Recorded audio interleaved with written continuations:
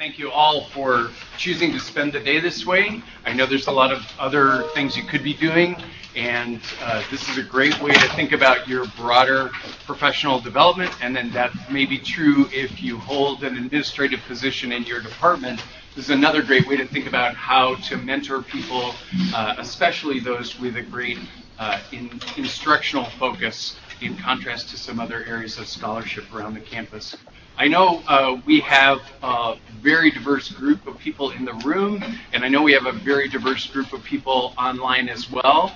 And Eric and I have not over-prepared this because we're not sure what you bring to this meeting. So we want to be responsive to your concerns, your questions. Please interrupt us. And it's really our pleasure to show you the products of a lot of hard work. Before we begin, I do want to take a moment to introduce Erica Suchman. Erica Suchman is one of Colorado State's university's teaching scholars. I think I got that right. An elite group who have overarching roles at their respective universities. And I believe you are one of the first, if not the first, maybe, of those scholars? No. Oh, my mistake. All right. Eric and I have worked together through the College of Vet Med. We have what we call a regional consortium, which is basically the five Western Vet Med groups working together. And one of our initiatives was to develop. I want to thank you for inviting me. We're going to kind of go through what we did, what the work that we've done. So the first question is, why did we want to come up with an external way to evaluate teaching? First thing was, there was nothing. So as a person who is a tenured full professor at the teaching level, so I am a primarily teaching faculty. I'm an 80% teaching faculty. I have a 5% research portion of my so sorry, I got tired. But anyway, so I'm 80% teaching, and I was able to go all the way to full professor at Colorado State in a teaching position. So I'm a person who commonly evaluates other people who are primarily teaching faculty. I'm a person who's done that.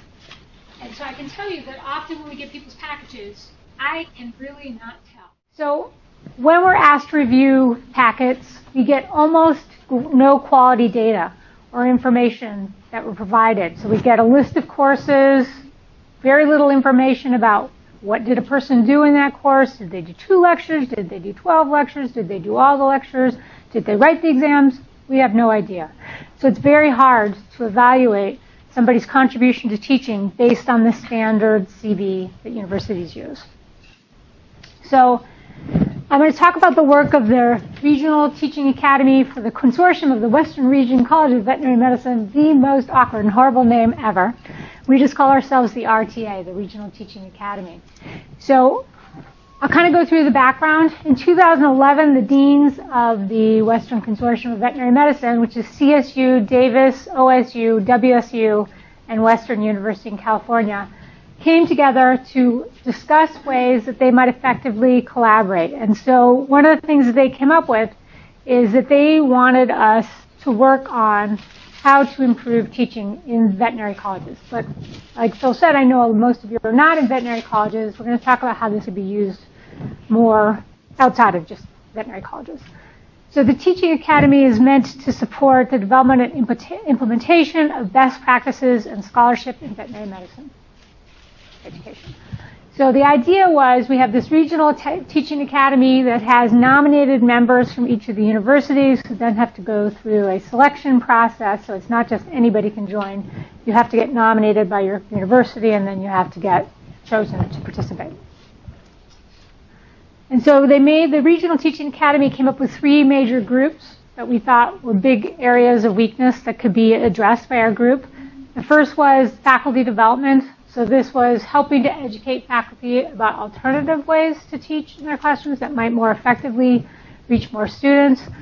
The second is local peer observation of teaching, how to get a meaningful peer observation that's not just like your friend coming to your class and saying, yeah, you were great, but actually having a group of people who do it in a meaningful manner. And I can tell you that Davis implemented this year, and it was received very positively at Davis from the upper administration. They said this is like the most legit peer evaluation that we've seen. We're not going to talk about that today, but there are materials about this on the website that we'll talk about.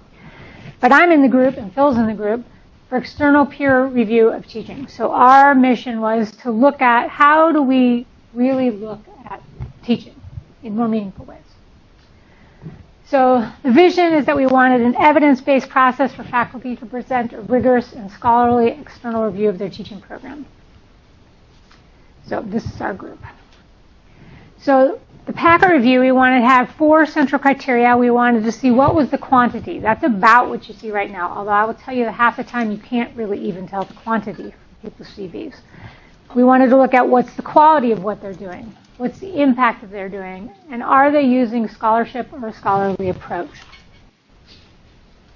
So our achievements were, we created documents, we beta tested those tools, we learned some valuable feedback, we gave it out to potential users, so junior faculty who are kind of coming up for promotion and tenure, used the packets to kind of fill out the materials, and then they gave their feedback to us, and we modified it based on their feedback, and we tested evaluation rubric ideas. And then we had potential evaluators try those out and simplified that based on the evaluator feedback. So I should tell you that we did not invent this work from ground up. So we consulted the medical school at UCSF. They have an extensive review process, and they have a beautiful website that explains their review process.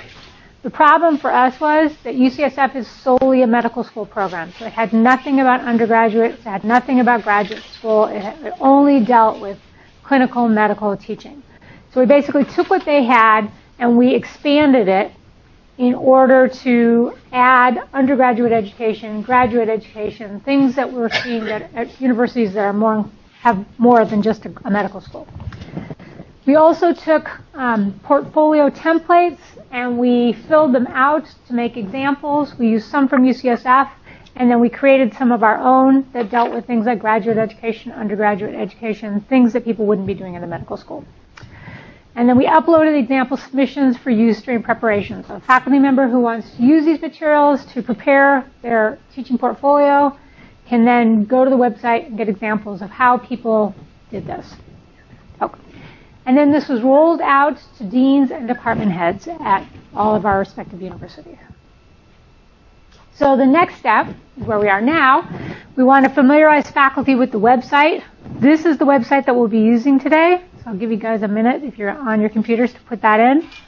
So it's the teachingacademy.westernregioncvms.org. And then our initiative, this has an underscore right there, which is hard to see because of the line. EPRT. So we'll be working on that website today. So again, if you don't have your computer with you, please sit near someone who does so you can look at the materials.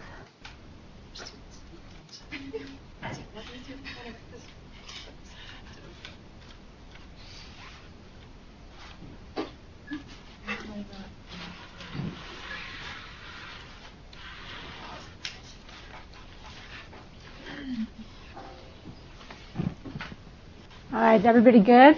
And you need more time to put that in? Yes.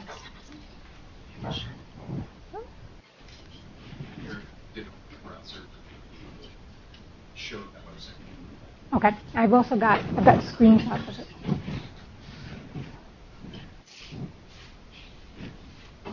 You got to go? All right. So, the basic process can be, and we'll show you this a couple of times, it's a 3-part dossier that you put together. The first is a professional CV. So this is basically the CV that you would normally fill out for your university, only it's expanded to include significant teaching activities, including outcomes. So this is basically going to be your normal CV, only we've suggested ways to actually document what you're doing teaching-wise, rather than just saying, listing, these are the courses I taught, these are the semesters, to give someone a broader feel about what you're actually doing. Then the next thing is going to be a reflective document that captures your teaching philosophy, maps your 5-year goals, and showcases some of your selected teaching activities. So this is not meant to be a snapshot of your entire career around teaching. This is meant to be, what are my 5 biggest things that I think I've achieved in the time period in which I'm getting evaluated. So, for example, when I went to full, I wouldn't put in everything I did as an associate to an assistant or assistant to associate. I would only include what I was doing from associate to full. And so I'm like, these are the 5 big things that I really want you to focus on. And I can tell you I had lots of other things that I had to really think, like, what are the things I want to showcase here? There are things I'm going to have to leave out. They're going to show up in here. But these are the big things that I really want to flesh out and say, these are my shining achievements during this time period. And then your appendices, which at CSU, and I don't know how it is at WSU, but at CSU, these do not leave my department. So this is just something from my department to help evaluate me. So this is judiciously chosen evidence that supports your narrative portion of your teaching portfolio. We'll go through how you create each of these things. So on the website, you're going to see, we're going to talk about the teaching domains, examples of teaching activities. I don't know how that just happened. We're going to see examples of teaching activities in each domain, instructions for reporting each activity, and suggestions for reporting outcomes. So all the stuff that you would need if you're going to create these kinds of documents are on the website. So when I presented this to the Council of Deans at CSU, so all the deans for all the colleges. The first time I presented it, they said, way too much. It's going to be too long. No one's going to want to read that. It has to be shorter.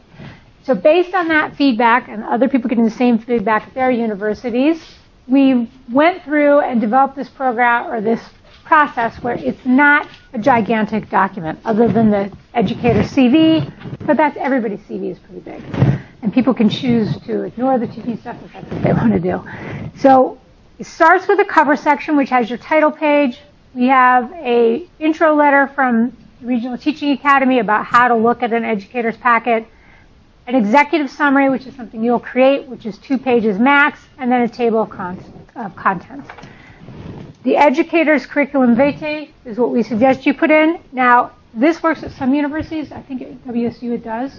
So at Davis, for example, they have a very prescribed way. They have to put everything in little boxes, and so they cannot do this. It absolutely says, like, list your classes, and that is all you do. And they don't have any options for doing anything but that. But here at WSU, you are able to create an educator's CV. At CSU, we're able to do that as well. And then the teaching portfolio itself, and I'll explain what's the difference between these things, is your reflective document. It's 16 pages max, so it's not like someone has to read a 100-page document. It's just 16 pages. So it has your position description, so what are your percent appointments. Oh, I think that thing is a touchscreen. There we go. I'm just figuring that out. I'm like, why do you keep doing that to me? All right, and then the teaching philosophy, and then everyone should be creating a teaching philosophy for when you go up for promotion and tenure. Your 5-year goals. So what are the things you want to do in teaching and education in the next 5 years? And then your highlighted achievements. And you can do up to 5 of these, and each of these should be a max of 2 pages. So I can just do this now. Maybe. Nope. Doesn't do what I wanted to. All right. So, again, this is kind of summarizing this again. So you get to your 12 pages, you have your executive summary, that's 1 to 2 pages, and then highlighted activities. Each of these is 2 pages max. So domains. So people freak out often when they see all these domains. So this list of domains was originally created by the University Distinguished Teaching Scholars at Colorado State University. So we created a white paper for the university to help them think about how to help faculty document what they're doing and teaching in more meaningful ways, which first started with a discussion of what is included in teaching. So what can people put down when they're talking about teaching? So we came up with this list of things that counted, and so this became kind of the backbone on which the Regional Teaching Academy created our documents based on the UCSF documents. So the very, very most important thing to notice is that most faculty will not be active in all domains. There's only a very senior faculty who has large roles all over in education reform and curriculum development that's going to have activity in all of these domains. So most faculty are going to have activity in one or two of these domains. So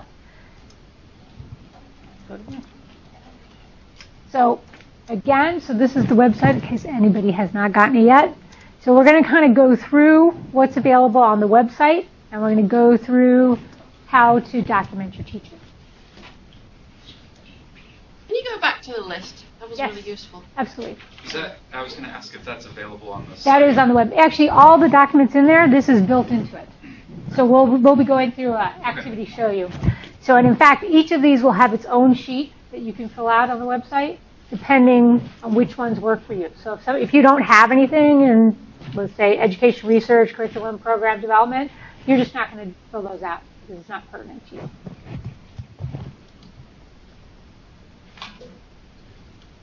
So this is a snapshot of the website. So on there, you'll notice you have applicant toolbox and a reviewer toolbox. So this gives applicants everything they need for instructions to fill out all of these materials and how to think about documenting what they're doing in education. And then there's a reviewer toolbox, and you can go there to look to see, like, what does the Regional Teaching Academy say that they're going to use in order to, we all of a sudden have a blue, is that correct? It's okay, Jennifer. Okay. It's okay. Like, all of a sudden I see a big blue X. So, I forget where I was. You were just talking about the reviewers tool. Oh, yeah, so we have People the, can see how they'll be. how that would be reviewed. So if you're interested to see, like, what do we think a reviewer would look at, it's a good place to go look and think of. So this allows you, even if you're not in veterinary medicine, you're not going to submit your materials to the Regional Teaching Academy to have it evaluated. It gives you an idea of the kinds of things you should be thinking about to document what you're doing so that somebody outside WSU can look at what you're doing and say, this is a significant contribution. And if all you're doing is listening to your classes, it's extremely difficult to do that. So the applicant's toolbox contains recommendations about the types of materials to include, recommendations about how to add domains to your CV. Some universities are more flexible, what WSU is flexible. Fillable forms that can be downloaded, used to create your executive summary, your teaching portfolio, and your highlighted activities. Examples that were filled out by RTA External Review Committee members. So we all created documents for each of the domains, so you can look in the domains and say, okay, this is what kinds of stuff they would say. And then links to the examples from UCSF. But again, these are really only going to be relevant to people who are in the veterinary school and who are teaching clinically. If you are teaching in undergrad programs outside of the veterinary school, you're going to want to do the Regional Teaching Academy ones because these are broader. The UCSF ones, no, I did not touch it that time. The UCSF ones are solely about medicine. So this is an example. So this is domain 1. So this is the sheet for domain 1. So there's going to be a sheet for each of the domains. And so you can say, I am active in domain 1 and domain 3, and so I'm going to take those two sheets and I'm going to fill those out and I'm going to ignore all the rest of them because I'm not active in those areas. And this just kind of gives you, these are fillable sheets that you can fill out. We did get a little feedback that sometimes the sheets are a little cumbersome to fill out, but we don't have the technological ability to make them better at this moment. So you'll put in your name, your college department, and then this is meant to be just kind of, you're just going to kind of list your things here. And remember, these are going to get fleshed out in a much bigger way in your teaching portfolio. Okay. So I would say that these are useful documents for teaching, for submitting to your promotion and tenure, because they do a better job, even at your university, of saying, here's exactly what I'm doing so people can really see and think about, is this significant? So I would say it's useful for any percentage of teaching. At CSU, we're really urging in my department, we're going to start requiring that junior faculty with a teaching position over 50% are going to start filling out these documents so that we can better evaluate them. In our college, we had Christy Dowers, who's in the clinical sciences. She used these, and she did get tenure. So it has gone through a process, and people have used them successfully. And I know there's somebody at OSU that's going through the process right now. So the intended learning outcomes for today is that we want you to get a big picture view of the RTA, like what we've done, promotion review packet for educators, including understanding the difference between an educator CV and the teaching portfolio. So the educator CV is like your regular CV, only it's expanded to say, here's what I'm doing on an education level. Your teaching portfolio is really taking your 5 highlights of your time in which you are getting evaluated and saying, here's the big things I want to highlight and really flesh out for you so you can see what it is I've been doing. And then learn about the external peer review promotion packets that's happening at the RTA. And prepare people who can mentor other junior faculty to learn how to use these materials. All right. So this is where Phil takes over. I need the microphone. Oh, yes.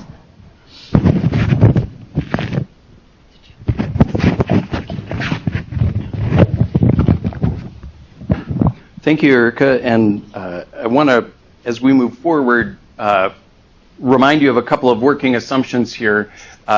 These tools are really prepared for people who have a large instructional component.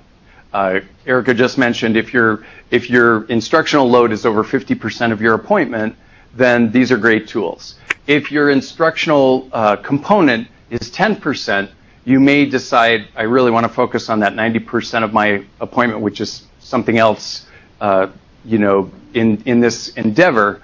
But I think you'll find ways to enhance your documentation for review in any way. I think before I go forward, you've been listening for a while. We've got folks who just logged in from across the state. But I want to pause and remind you of sort of, this is a framework that may or may not work for you. Our experience is that new frameworks in the review process are sometimes immediately met with, it can't be different, right? That's something we don't recognize. That's not how my CV is formatted. You did it wrong. Those are all common responses to something new. So this framework is designed to give you some insights into why we're doing this. And again, for those who have large instructional components, the scholarship, the peer review, the grant evaluation that comes with other kinds of scholarship doesn't exist for you. That's what Erica said. We didn't have a way to do external review, even though that's what folks in administrative positions and leadership positions really crave when they're trying to make a decision about promoting you at any level, whether you're career track or tenure track. But let me stop and ask if folks have comments, concerns, questions. We're going to get into the weeds and work with these frameworks, and that may answer your questions, but help me understand. So I didn't even know that WSU sent people's teaching portfolios out for external reviews. Is that really a thing? Did everyone hear the question? Just the question was, I wasn't aware that WSU actually sent teaching portfolios out for external review. Is that a thing? My experience here at WSU is it varies a lot unit to unit. So your unit may value external letters. Your unit may depend on you to tell your department head or unit chair who to solicit letters from. And Erica alluded to that. That sometimes ends up being a quote-unquote buddy letter, and administrators above your unit may or may not see them as valuable. This process is designed to be blinded in a certain way and more, let's call it more objective. I don't know that we have the ability to call it an objective external peer review, but it's someone at another institution who doesn't have sort of the provincial lens of working with you every day writing a letter based on the materials you provide. Is this like a service that you guys offer that we can get you guys to do this for us and then have your yeah, this is fine or whatever, your review? This is what you're offering. So it's a good question. The service we provide, so this organization has been supported by deans of 5 regional veterinary schools, and right now that service is available to people in WSU's vet college of Bettman. Whether we do it for anyone who asks, it's young, and we haven't had that opportunity yet. I think we'd be receptive, but I think we have to be careful what we ask for. We're promoting the framework Okay. in an effort to do that. So if you are not in the vet med school, could you like send the stuff to somebody else in another university and say, here's the framework, please evaluate me based on the vet med's kind of ideas, and here's my blurb. Right. Give me an external evaluation. The other please. thing is we should make, at the end, there'll be a list of people from the RTA who are working on this. These are, like, if you guys are a primarily teaching faculty member, you should write my name down, because I'm the professor who's teaching track. It's very rare to find that. And when you go for evaluation, you have to find someone who understands your position, who is at your rank or higher. Like, when I went to school, it was very hard to find people to evaluate me. And it was very hard for my department to find people to evaluate me. So you should be trying to start collecting your list of people who are external to WSU, who you are not collaborating with, who can serve as your team evaluator. So again, there are two ends here, right? There's the front end of preparing documents that really do capture what you do in a broad and diverse way, other than a line on your CV that I taught Bio 107 one year.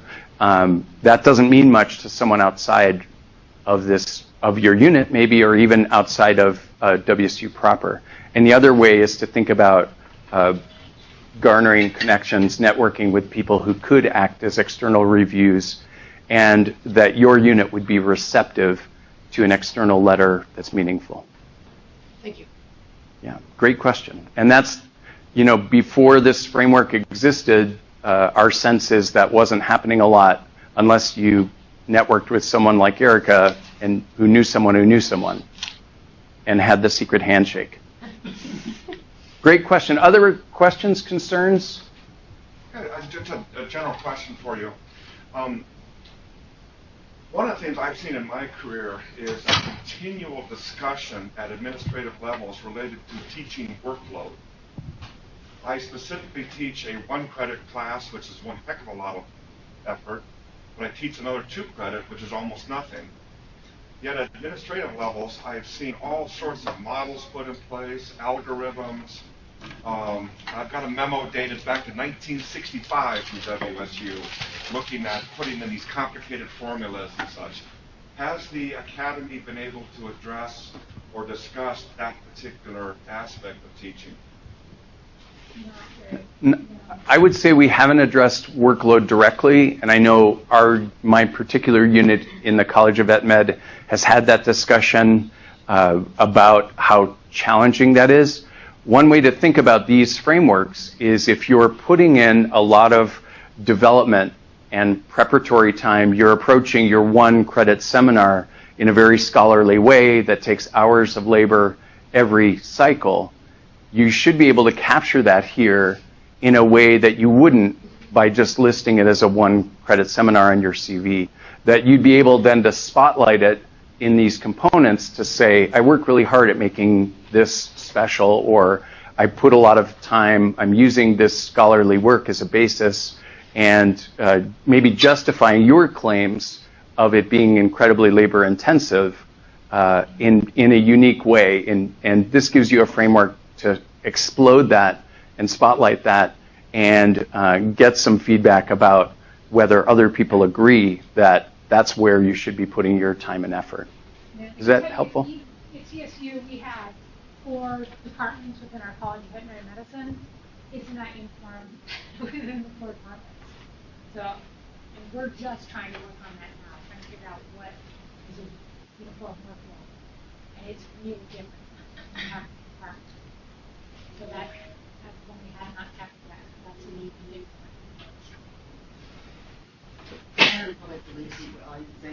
Oh, okay. So I apologize. I'll do a better job of repeating for our distance sites. Yes? Just a quick question. You were also talking about quantitative data. Are you looking at student achievement in those terms already? Right. So the question is about the sort of data you might include as you prepare these materials in terms of student achievement specifically. You may be in a unit where the data they like to use is student course evaluations. And I will tell you that the evidence is that they're highly biased for a number of reasons that make them not the thing I want my teaching judged by. For that reason, you could create a situation where, for example, you describe or develop a student learning outcome and you collect data about your student's ability to achieve that outcome. I'm being very general here because the audience is very general. And that would be very helpful for an external reviewer to say, year one I did this, I got data back, my approach to that learning outcome has evolved, and I have assessment pieces that demonstrate students are meeting that objective more effectively than they did when I started. That's professional development. That's the kind of trajectory that you want to demonstrate to the people evaluating you, as well as the other members of your unit who are deciding on your promotion. I think it's easy for me to say, so you have to develop ways to capture data. Christy and the folks at AOI have a number of modules available for writing outcomes, and Eric will be talking about that tomorrow in a 1-hour seminar tomorrow morning. But additionally, that would be the kind of data that would be much more useful than the hours taught in assessing the quality and the development, maybe that time you put in. That's a real common theme here, is that we're looking for those measures of quality, not just simply quantity. Other topics, and you folks online, tell me if I'm doing a good job of getting the audio out to you. Yes? Yeah, so I was wondering if during this morning you would talk a little bit more about what you just said regarding student evaluations. We're not going to get into the weeds on the student evaluation question today for a number of reasons. I think of it as kind of a sticky wicket. It's a very complex topic in your unit, whether they value them, whether they understand why there are biases that students apply. And many students say, fine, well, give us another measure. And I think that would be the way to think about how do you measure your own teaching.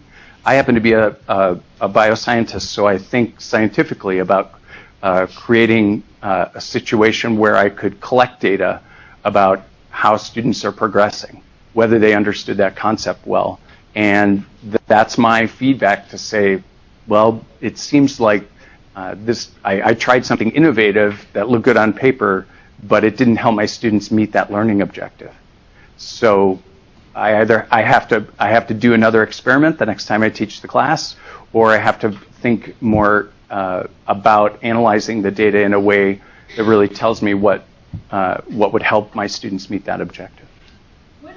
One easy thing to add that I've been doing for about 8 years or so is helpful for that is I always do a pretest on the first day of class, and then I use a pretest on the first day of class, and it's always the same pretest. And then those questions, the students don't know it, but they're going to end up in their final. And so I can look at how are they doing with that, and then I make changes over the semester, one semester to the next. I can look and see, are my changes making a difference? And the things that I put in my pretest are the concepts that I know my students traditionally at the end of the class are still struggling with. So I'm really looking to see, can I move the needle on these difficult concepts for students? And I always tell them on the first day, I'm like, don't freak out. The average is going to be 25%. It always is. This is the stuff I expect you to know at the end, not the stuff I expect you to know now. But it gives me a way to look and see from one semester to the next, am I moving the needle by changing what I'm doing? I suppose the other added value of that approach is if the content of the prerequisite class has changed, or students' experience coming in has changed, you're also more aware of where they are to begin with. And if you have to do some remediation or some sort of, you didn't remember the thing you were taught last semester because I just assumed you remembered everything. So that's a good way to think about it. And real quick, CSU does not we don't even allow the use of evaluation.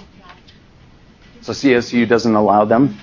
That's an interesting way to look about it. Yes, help me. I'm sure this is in the documentation, but I was just wondering what recommendations are if you have a frequently changing course load, where you're not doing things in untitled mode, and it may experience a lot of changes, especially documentation, especially when these things are out of control. Are there ways to document your own teaching over time?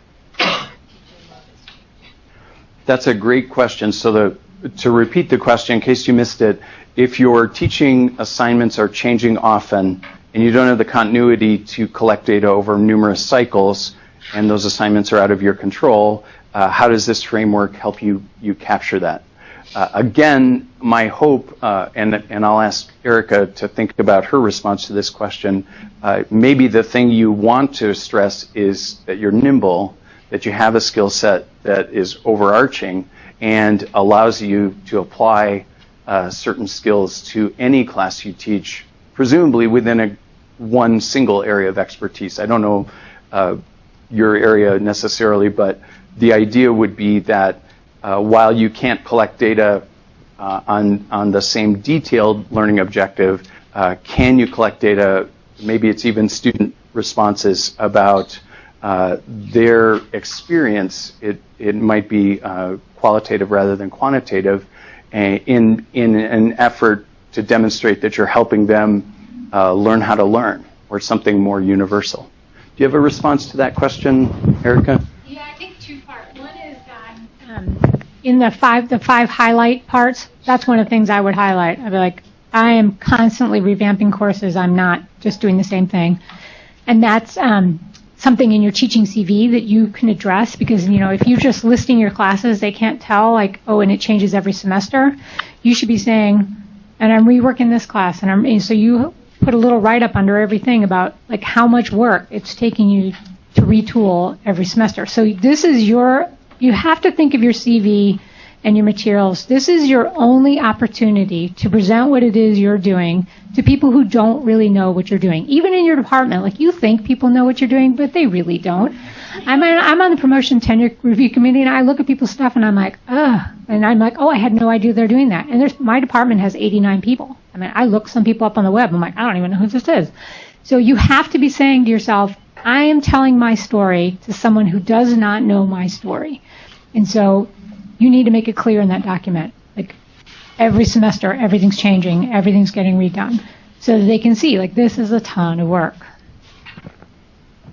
Did you have any insights into the kind of measures you could use in the short-term single cycle? Yeah, I was thinking universal skills or something that isn't course specific, perhaps. But I don't have any other great ideas. Maybe this diverse group does. But I would think it'd be more talking about how much you're at this point. Yeah. And then if you teach a class 2 or 3 times, going back to your old data and saying, how does that compare? So in this context, whether it be annual review, and I should add here at WSU, we have Activity Insight as our online database, and there are a number of areas where you can add and document your teaching activities. And you should feel free to use these frameworks to help you sort of bin or organize that in a helpful way. And maybe that's a way for you to self-advocate with your administrator, with someone who says, you know, I'm hitting whatever pitch you throw me, but it would be more useful for all involved if I had the opportunity to stick with something and polish it over time. And maybe they're completely aware of that, and that's just not the pragmatic reality. I have a question. Yes, we're listening. This is WSU Vancouver, Gunjan. Is timeline a problem with promotion? What I mean is that if an instructor is really working hard and going above and beyond, will that 5-year that you have to be an instructor for 5 years before you get a promotion, is that true? Or basically, is there a timeline for promotion? You have to have certain years in instruction before you get promotion, even though you're working hard? Thank you for your question. I'll just repeat the question. I think everyone, if I heard it, I'm assuming everyone heard it. But again, is there a minimum, maximum time you need as an instructional person to get a promotion? I'm going to predict that's very unit and college specific. And I don't know what other people's experience is, but my sense in my own personal experience is that a unit would want to get to know you well enough to know that they want to retain you. But I would think that that clock would be negotiable with your department administrator. I don't know if other people have insights into that. I'm seeing some nodding here, but I work yes. with Ganyan. You could tell her, ask Pat. Okay. So your colleague in Pullman says to ask Pat Carter, your unit head. So I don't think that's a fixed thing across units at the university, but I don't probably not in a position to say that unequivocally. But that's a great question. Again, in this context today, the more data you can gather, the stronger case you have. You might be able to put together something in 2 or 3 cycles, 2 or 3 academic years, let's say. But obviously, we're talking about things that have some value in enhancement over a number of cycles. And if you teach the same course 3 semesters, spring, fall, summer, then maybe you've got enough data to make the argument that I should be promoted in my career track, in my clinical track, if you're still using that terminology, or in my tenure promotion track. Thank you. I hope that's helpful. Other questions? I'll say just to the folks in Pullman, and if you need to step away or need to take a break, we've got a break sort of built in a little bit, but we want to sort of get you working, and then we're going to send you out on your own here pretty quickly. So the vision of this process involves 2 parts. I mentioned the front end, where you would prepare a document and you would have a whole series of input on developing materials. You'd be able to see the process transparently so you know how you're going to be reviewed. And again, like students understanding a rubric for an assignment or what's going to be on the test, then you have a sense of how to prepare those documents in preparation for some sort of external review.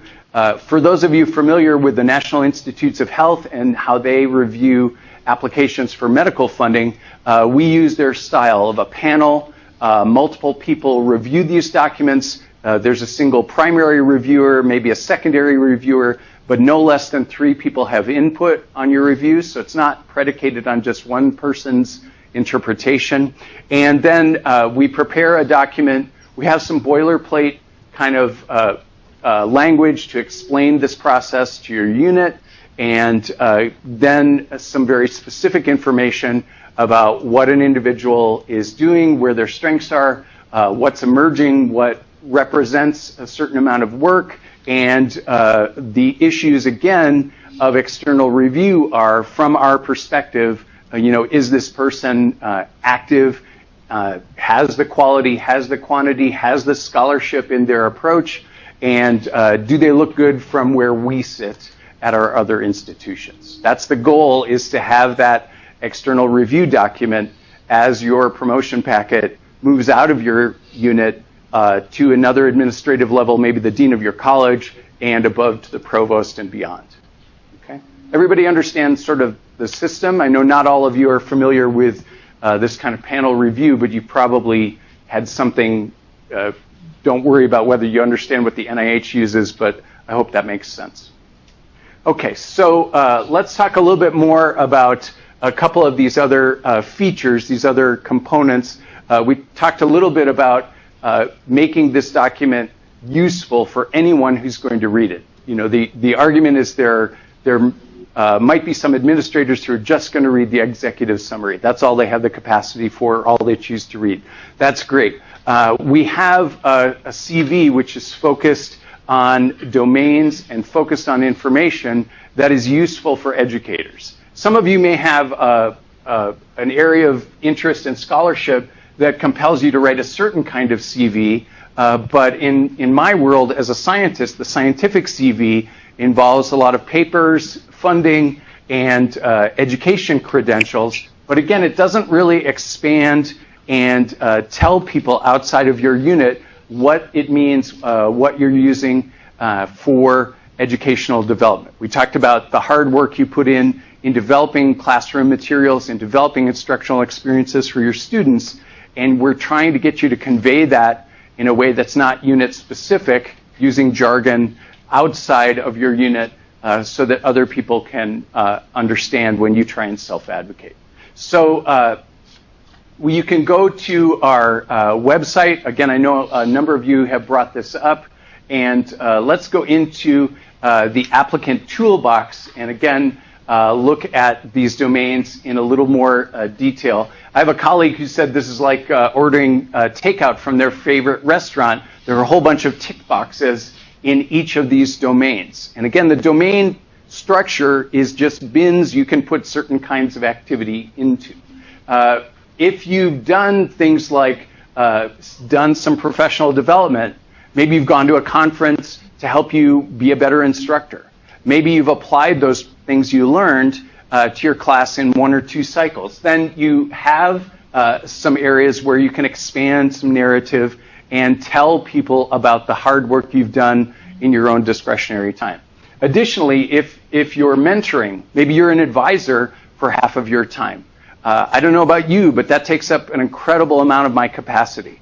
Writing letters of recommendation. You know, the standard CV won't give you credit for mentoring students, advising students, spending hours with them on their academic program, on their professional development, what have you.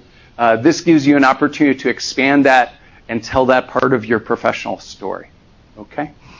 So what we'd like you to do, again, is think about using this sort of domain structure and get started in these areas. So this slide says something about a worksheet, but what we'd like you to do is access the website and again begin to export those fillable forms and try to start this process of thinking differently about your documents.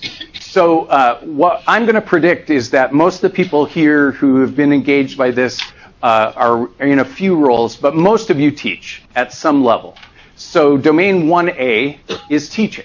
And I'm going to assume that almost everybody has that in their wheelhouse, in something they want to develop.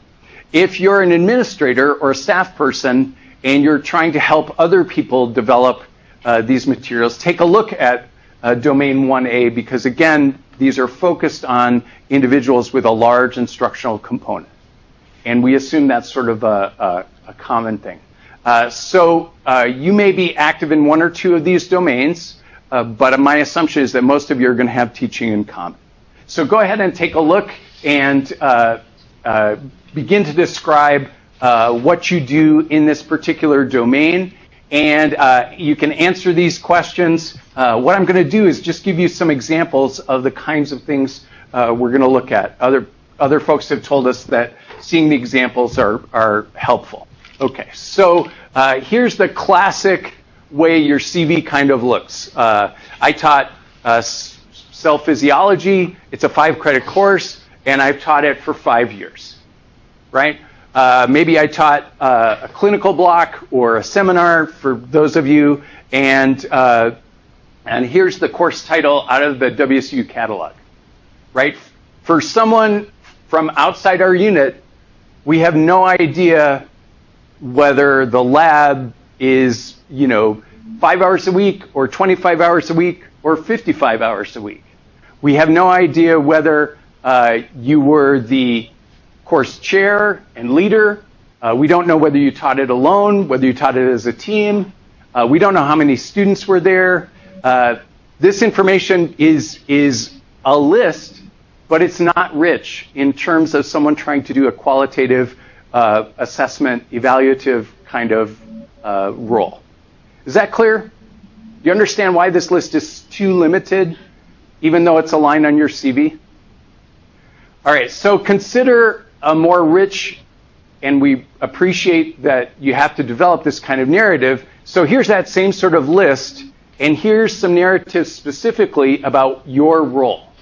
in terms of both exactly what you do, how much time you put in, and again, whether you're a leader, whether you give a 1-hour cameo every term or something like that, this gives you someone externally, it gives them an idea of your specific role. Okay. Additionally, now you can include some general outcome data. In the College of Vet Med, again, so far, we're using student course evaluation still, although there's some move to change that.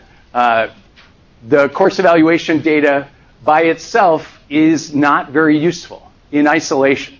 So again, if your course rating of 3.85 overall out of 5 is included, we don't know, is that a good number for you? Is that a good number with these students? Is that a bad number? Now you have some of these other data about that's available through Blue, our student course evaluation metric, that gives a little more information about how the students respond.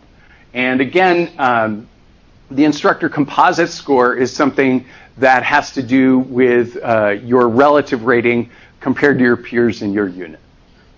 Okay? That may take some time and energy for you to get that kind of data. Maybe you want to encourage your unit to think differently. If they're going to use student course evaluation, I know this was an area of concern for some, to make that data richer, to give you some relative values to your peers in the unit.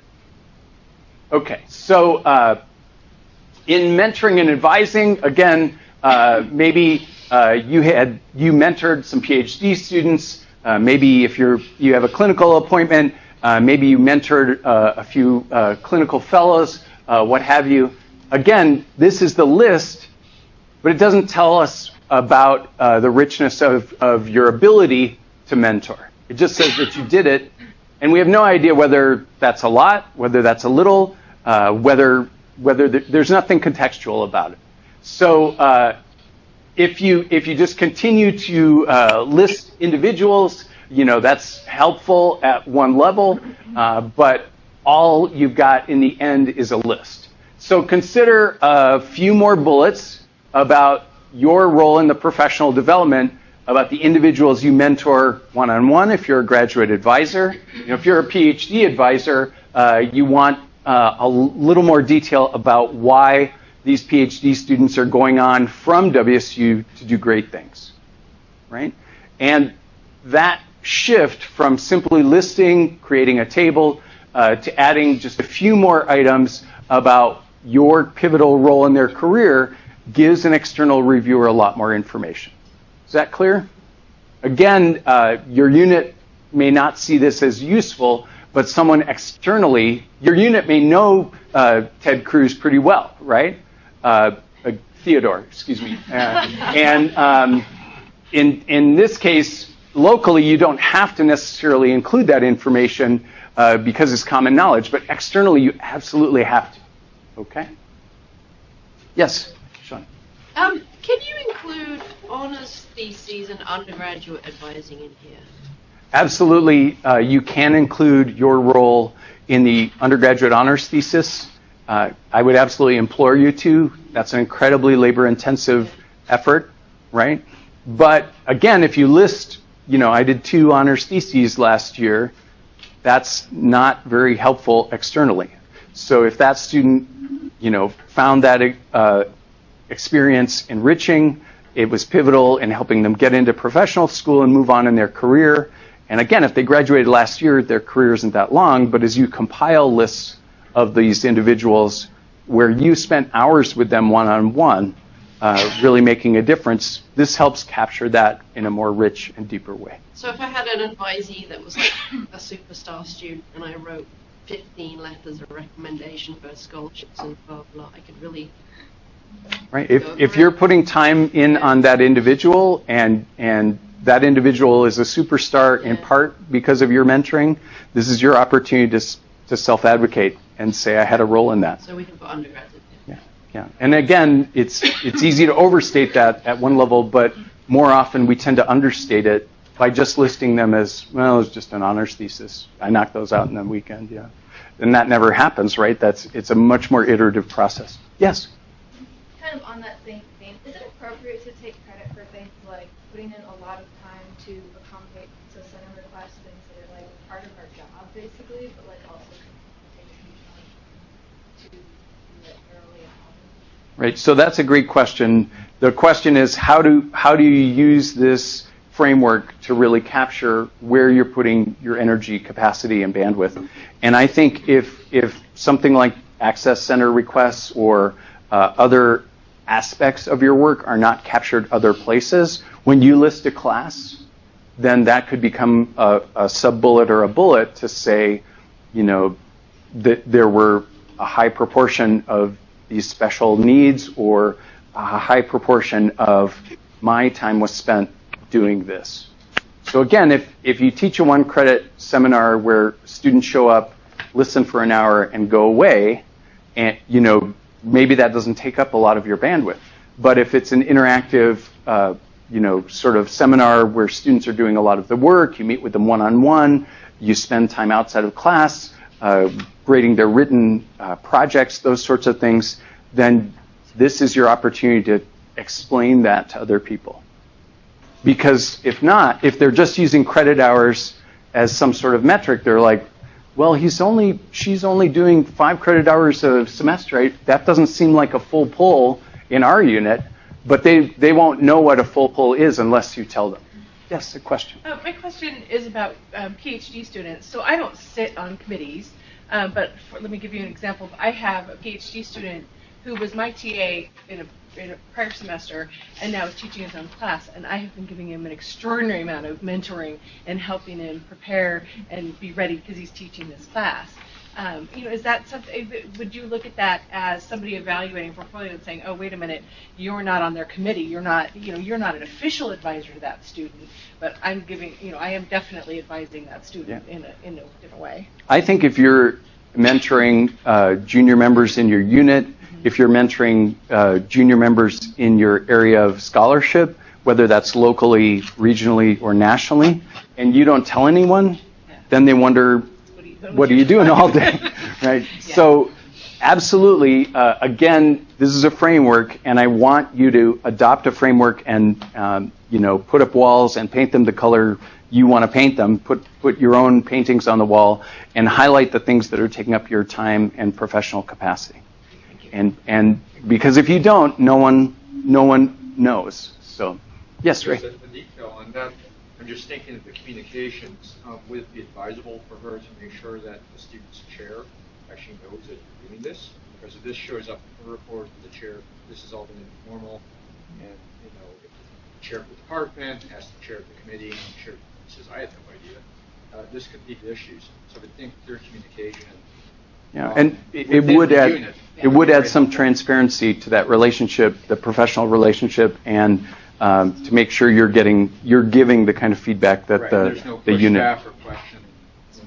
Right. I think that's a helpful way to put it. And again, in your annual review, there are in Activity Insights some ways to talk about mentoring, and the focus has been students. But my recollection is there's some wiggle room there. And if you make an entry that I'm mentoring this first-time teacher, and we meet, you know, 2 to 3 hours every week for a semester, you know, suddenly it's 60, 70 hours, and that's something you should get credit for.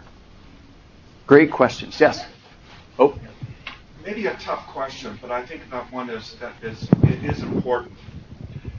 I've known enough administrators in my career here that I think there could be the potential for pushback, i.e., you're padding your CV.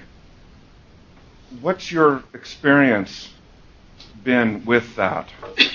I think that goes to the question about the access and stuff like that. I think you want to be careful about not including stuff that everybody has to do. Like, unfortunately, RDS students are an issue for everybody. So I think you want to really be careful about just saying these are the things I do, and going to her point, with the, I think you should be putting this in your yearly activity summaries. Don't just wait until it's time for promotion and tenure and then they give you the smack back on it. this should be a yearly conversation that you're having with your department so that they aren't blindsided when you come up for promotion and tenure, and they can have those difficult if they think it's padding, you can have that conversation then, and you can figure out how to document it in ways that's palatable to them. So I think my advice is do this consistently, not just every time you come up for promotion, because then that is like a big, oh, this is so different, oh, what is this?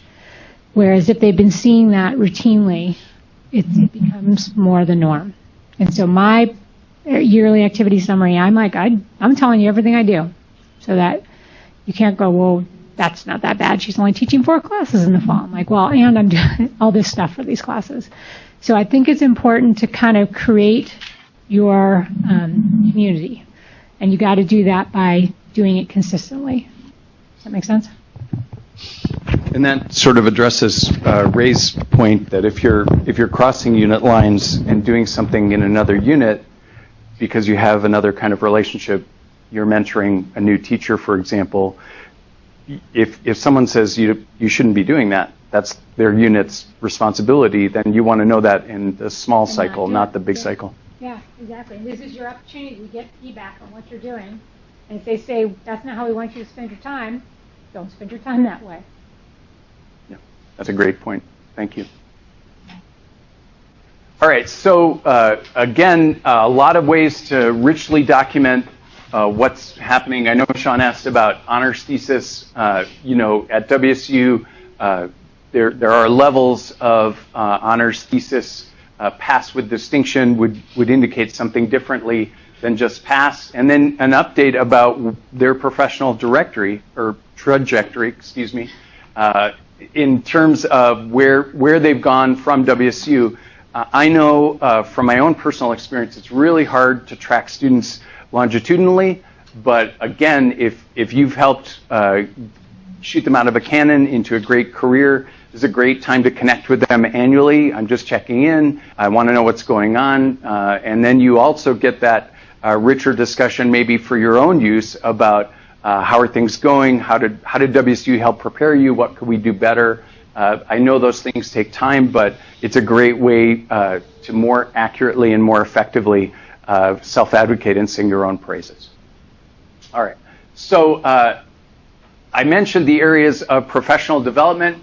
And again, this is a couple of ways that we think about these things. If you're involved in AOI's teaching workshops, if you're involved, as I am, with our teaching academy in the College of Vet Med, if you're doing things, taking online modules that are available to you, if you spend months that you're not salaried but doing professional development, you can list them pretty effectively. But again, the goal would be to really enhance this, to say, I learned something here, and I'm applying it effectively to enhance my teaching. So essentially make that professional activity an enhancement to your CV. But the only way to do that is to write a short burst of narrative about how it's working. What changed after you went to that workshop and had that thunderbolt moment? Aha, I could do this differently. Again, ideally, as we mentioned earlier, you'd collect some data. A lot of people go to workshops, get really excited, and then they go back home and fall right back into their same old. But in this case, you could talk about how you're enhancing and renewing your teaching. It looks like folks are still having rich discussions, and I hate to break those up, except to sort of keep us on a schedule here. I know I've heard a lot of discussions about a lot of different things. I hope you got into using these frameworks, and I heard some discussions about college politics and departmental politics, and as much as I want to hear more about those, we're not going to tangent off into that world and get mired there. So I wonder if anyone has any questions or comments about the toolbox you dove into. If you have affirmation strengths, things you think you should share out, we're happy to do that across the bigger group right now. And I know there are a couple of tables in Pullman that were departmental groups, and I think that was very useful. But questions, other discussion, things you want to share with your colleagues across WSU?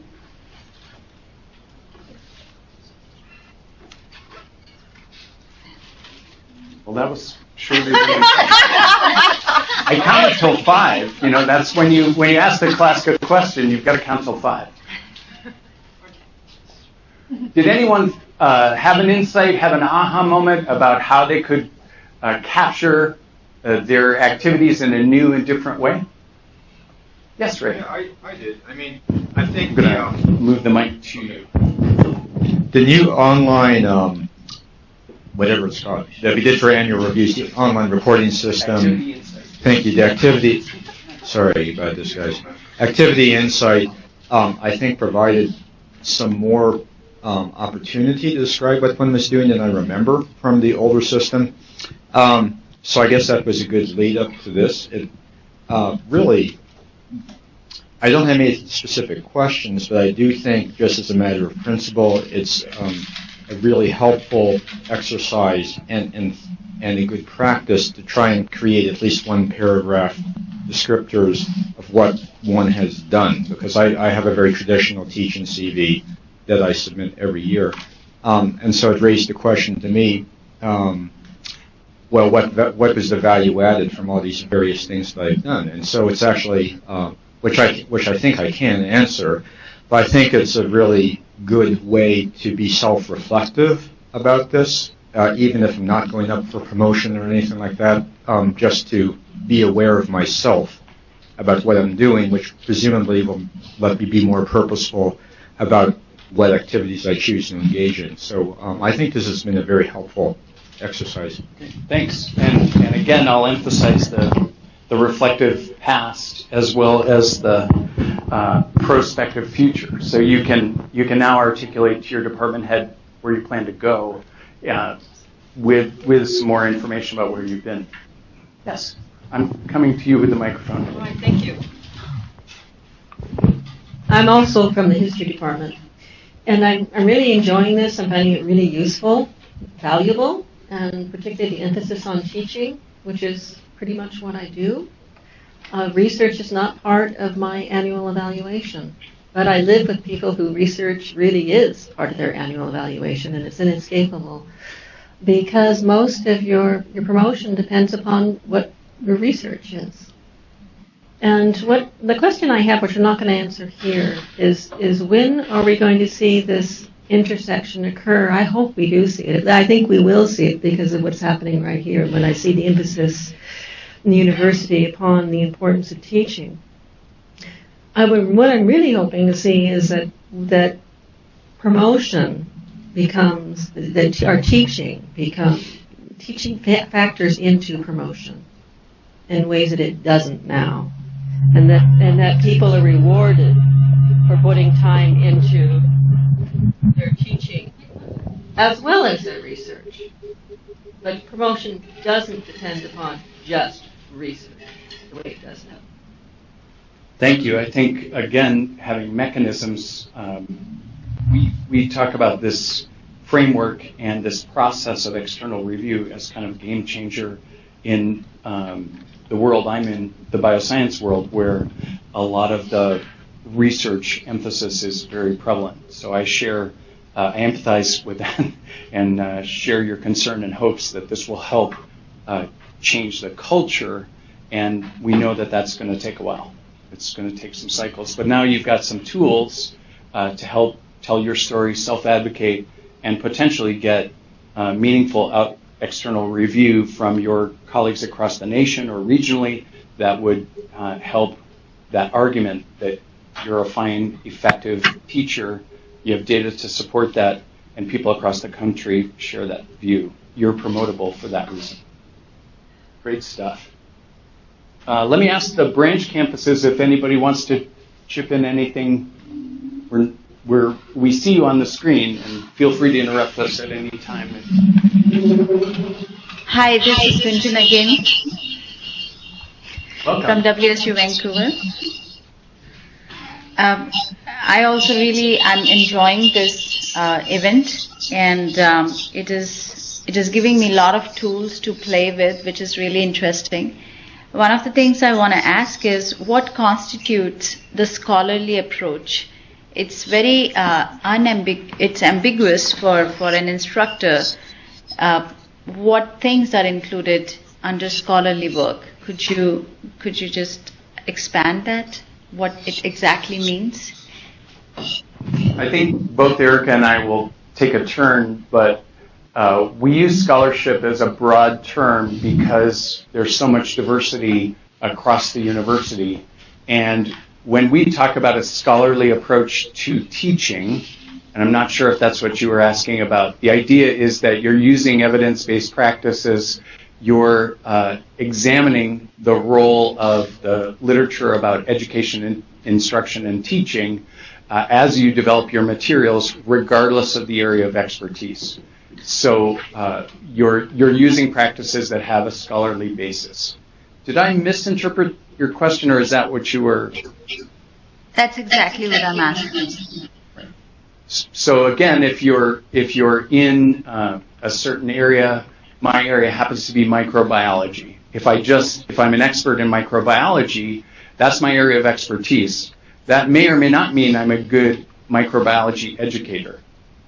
And the idea is that there's some demonstration. Maybe it's professional development activities. Maybe it's discretionary time that I use to read up on educational practices. Maybe I apply something that's been proven to work in medical schools or in History 101 on the campus of the University of Nebraska.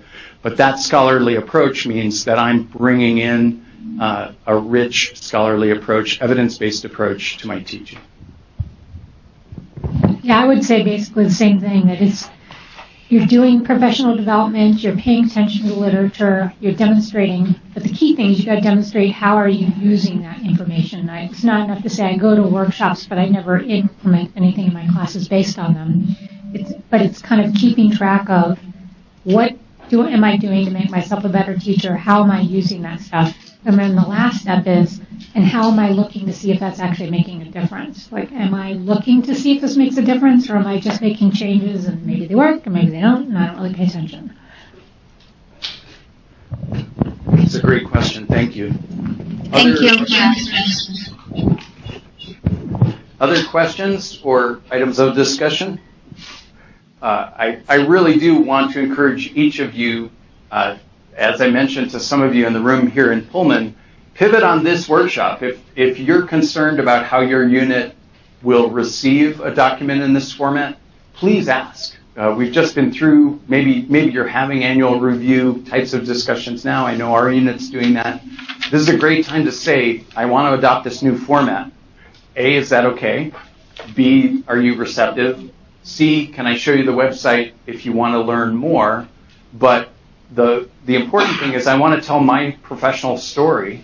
I want to be valuable to WSU. I want you to understand I'm valuable to WSU. And furthermore, I want people outside of WSU to understand my value as an educator in whatever context I'm working in. Okay, and that's really our goal here, is to equip you. But I want to remind you that it's a workshop. You've got to apply the things we're talking about and have those discussions with your unit head. Maybe they have to bubble up to the dean or provost level as well. We talked a little bit about Kelly Ward, our provost, who died unexpectedly last year, who is really a champion of this transition. And this transition has stumbled a little bit because of her untimely death. But I think that WSU is moving towards a framework where they could be more evaluative about an instructional role. And there's an understanding that more and more people are delivering student credit hours who need a mechanism for professional development, a mechanism for promotion, and depending on your unit, that may or may not include tenure. All right, so we're going to go on and talk a little bit more about the teaching portfolio.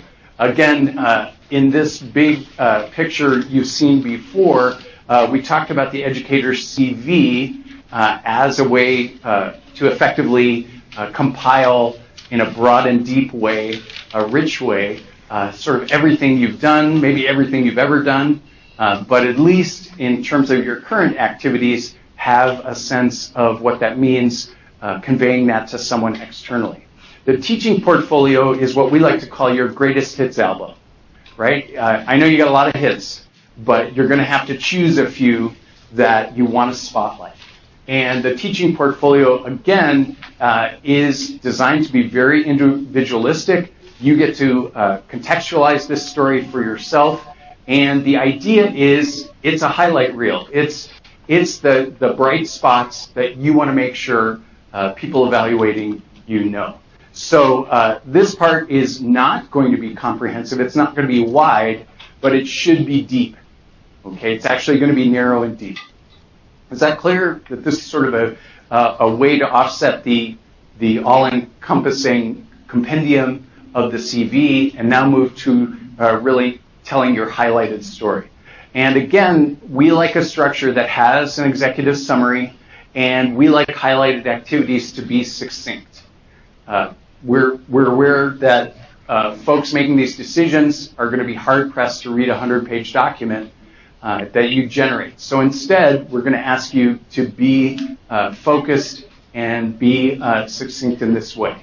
So you can, again, go to our website, and you can bring this up. Maybe some of you have already done this on the other side, but whoops, I'm trying to go backwards. Let's have you jump to the teaching portfolio part, and now think about one or two activities you want to highlight.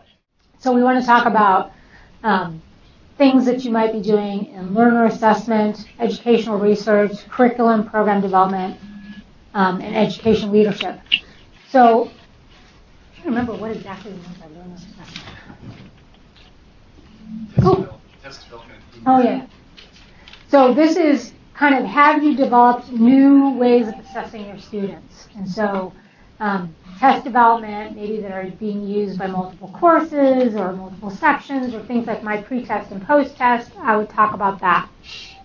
Educational research is really, are you doing educational research that you're presenting at other meetings or that you are publishing at meeting or publishing in journals? So this is, not everybody is going to have this, but some people will, and if you do, you really want to document that. Curriculum and pedagogical program development is, are you developing new courses? Are you helping your department develop a curriculum plan or program development? And then lastly is education leadership. So are you taking a leadership role in your university? Do you work on the Committee on Teaching and Learning? Something like that. Are you working with a professional society? So both Phil and I are very active in the American Society for Microbiology in their education board and their education board activities. So that's the kind of stuff that we would document under education leadership. So what is the work that we're doing there? Any questions about this? Yes. Not a question, but a comment. Okay. Don't forget to repeat the question. Okay. Yeah, I just want everyone to be aware that last year changes were made to the faculty manual so that activities that include the assessment of student learning outcomes for a program are now recognized in the teaching category. So if you're involved in activities where you're looking at student work for the purpose of scoring outcomes related to your program beyond your course, those are things that should be documented and count in the teaching category. We are working to get changes in Activity Insight where there will be a section where you can do that. We don't have those yet, but this year under teaching there's other teaching, that category, and if you go in there, that would be a place where you could document those activities. Okay, I'm going to try and summarize that for those of you. Can you guys, could you hear that or should I repeat that? Can't tell.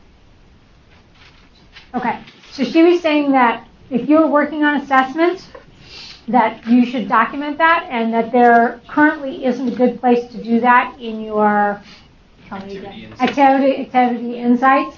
And so you should put that under other teaching activities. And that WSU is starting to look at that. So the learner assessment, are we talking about developing an entirely different way to assess learning or just writing a different exam that has never been used before? A different way of assessing. So like a non-traditional way of assessing student learning.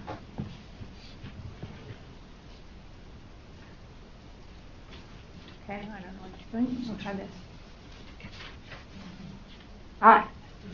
So this is kind of the process that we're envisioning for the Regional Teaching Academy. And so this is just for you all to start thinking about how you may move your areas into thinking about evaluating in this way. So faculty members would submit their packet for review. They would get reviewed by 2 Regional Teaching Academy members who are in the External Review of Teaching group. Now, this is going to be truly external because if someone from CSU, for example, submits their packet, I am immediately disqualified from reviewing their packet. So it has to be somebody from the other 4 universities. Those will then go to the full panel to meet and discuss. So that's the panel that's doing the review, but it wouldn't include anybody from CSU for me.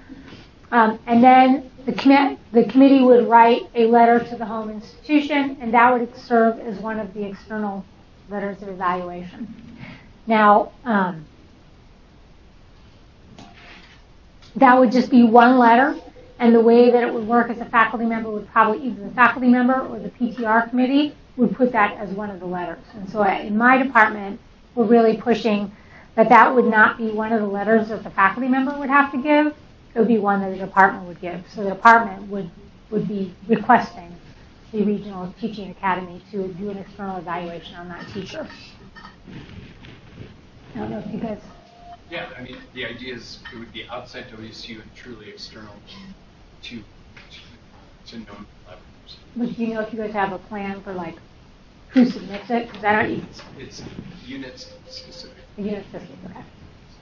So for those of you who have not gotten to that point yet, usually when you submit your packet, you're asked to provide a list of external evaluators, and it's like usually 4 or 5 people that you submit, and then your promotion and tenure committee submits a list too, and then they have to get a certain number from the 2 lists, and no more than I think half of them can be from your personal list. So some of the people you put on your list are going to get picked, and some are not. Whereas if you put this external review as your promotion and tenure, one of the ones that they pick, then you know it'll get picked. Because if I, for example, let's say I put them on my list, but my promotion and tenure review committee doesn't pick them as one to be chosen, then it doesn't get used. So we're trying to make sure that it gets used. But that's a lot of working with our departments to make that happen. All right. So these are all of the committee members who have been working on this. We've been working on this for like 5 or 6 years now. We're finally at the point where we're rolling this out. So you can see that we have people from all the 5 universities. So, any more questions, comments, or feedback? You all good? All right. Thanks a lot.